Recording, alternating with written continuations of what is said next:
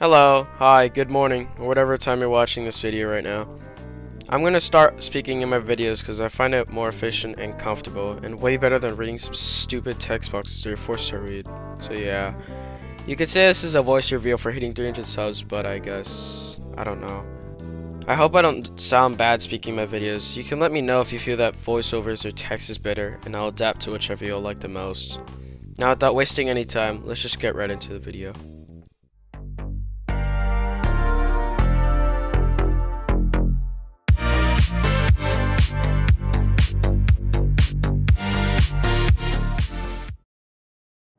This video is part 1 of the button videos that I will be making. The video after this one will explain buttons in further detail and will be more advanced than this one. If you are just starting out and want to know the basics of how buttons work, this is the perfect video for you. Let's first go over, what is the button? The button is a very unique Obby creator part and allows you to make some pretty crazy stuff, whether it be as simple as making a little door animation or making the famous game Who Wants to Be a Millionaire, animations, or even making a working calculator. Buttons have so much extreme potential and have shown how creative the Obby creator community has gotten. Using the features of buttons, we can make these contraptions, as I like to call them. But how? Let's go over the different parts of the button. There are many different actions that buttons can do, and you can change the action or actions they do in its properties. I'll be explaining each property in a specific order. If the property is used most often, it will appear first, but I will be explaining all of the different properties and actions a button is capable of doing. There are two main properties that are always used in a button to execute its main function: the button type and object selected. First, let's go over button type. Button type changes, well, the button type. You can make it so that a part selected goes invisible or visible, and you can also make it so that moving platforms get activated and pushing platforms get reset to their initial position, but more on that later. Next is object selected. This property allows you to select a specific part or multiple parts which will be affected by the button. If you have the button set up to make a part invisible, you can then select a specific part which will become invisible after a player makes contact with the button. If you have the button set up to reset a push box's position, you can then select a specific push part or parts which will be affected, and the positions of these parts will be reset upon a player's contact. To make the button activate a moving platform, simply head to the button's properties and change its button type to activate parts. Then select the part that will be affected. I'll use this default moving platform for example.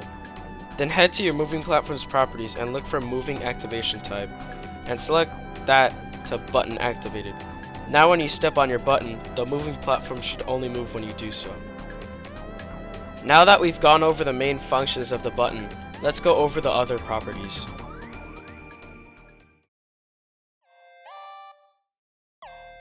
The next mainly used property is time. You can set the amount of time a button executes a function. If you want to make a part invisible for only a short amount of time, you could change this property to the amount of seconds you desire. If this setting is set to 0, then its function will last for infinite time.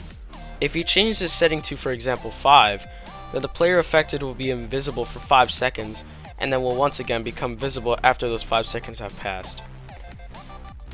If your button is set to activate only for a specific amount of time, you can see that a number appears on the top of your screen when pressed.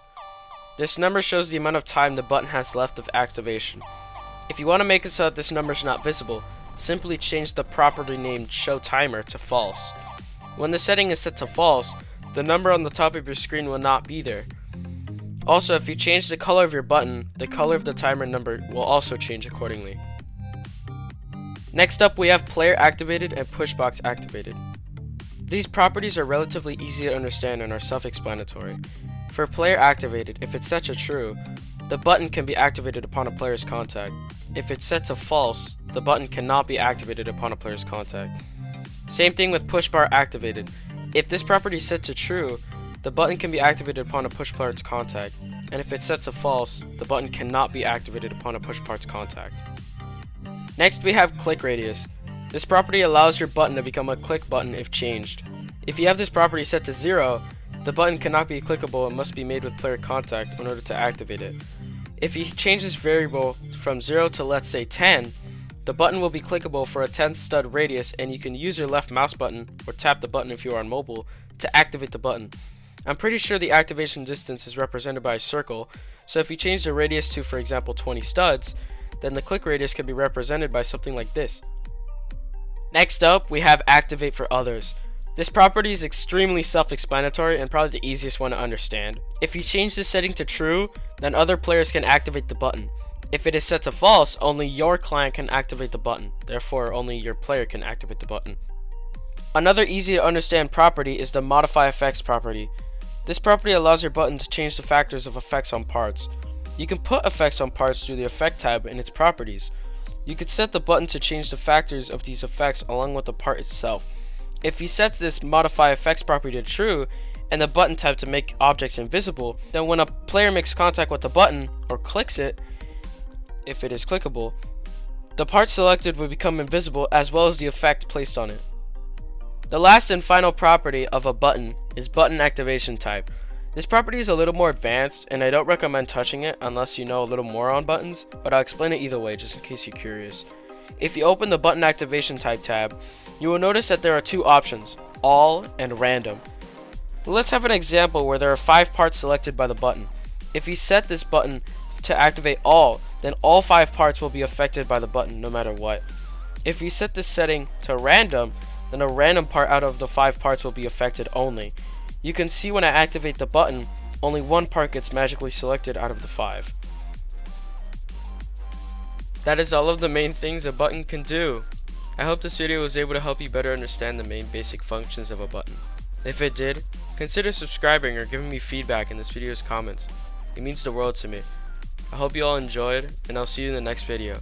Goodbye!